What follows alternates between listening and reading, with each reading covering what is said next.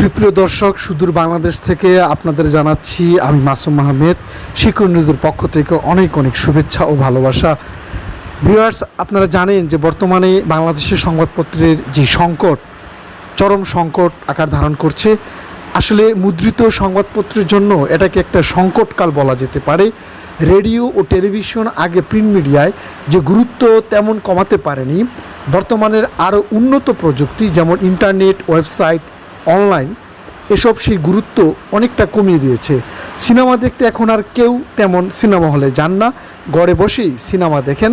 Mobile ফোনও এখন cinema দেখা যায়, খবর জানা যায়।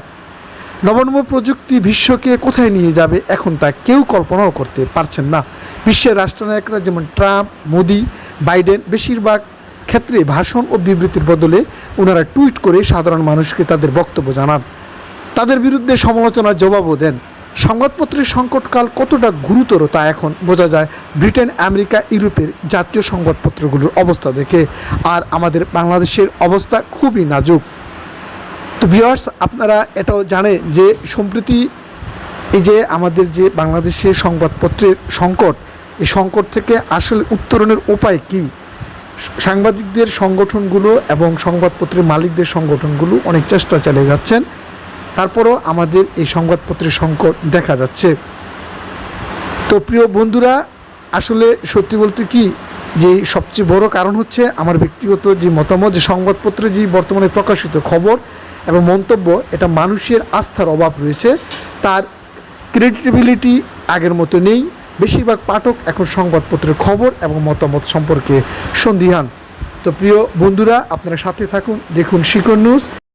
সুপ্রিয় দর্শক, আমরা এখন কথা বলবো বাংলাদেশের জাতীয় একটি পত্রিকা দৈনিক ইনকিলাবের পত্রিকার দায়িত্বে আছেন দীর্ঘদিন ধরে মফস্বল সম্পাদক হিসেবে আলম শামস ভাই।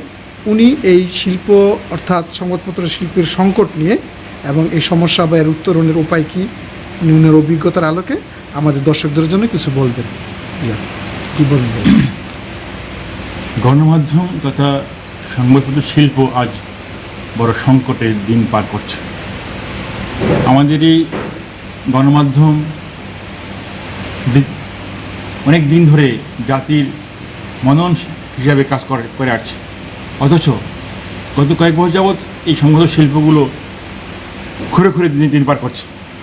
সংবাদপত্র কর্মীরা তাদের তাদের তাদের পাওনা ঠিকমতো নিয়মিত পাচ্ছেন না। এই শিল্পের সঙ্গে যারা যারা জড়িত অনেকেই তাদের পরিবার পরিজন নিয়ে বড় কষ্টে আছেন।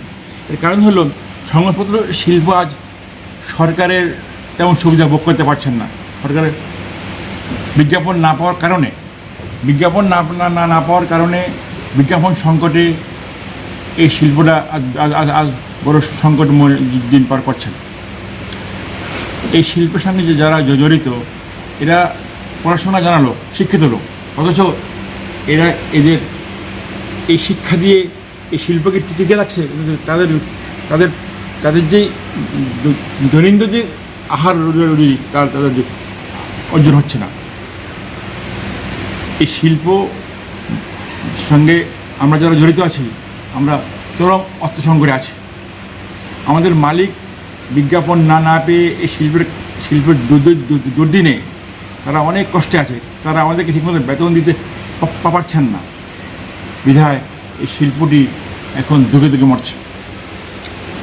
সংবাদপত্র একটি জাতির একটা মননশীল, দেশের এবং রাষ্ট্রের একটা অন্যতম স্তম্ভ, অথচ এই শিল্পের প্রতি সরকারের আরও আন্তরিক হওয়া দরকার বলে আমি মনে করি।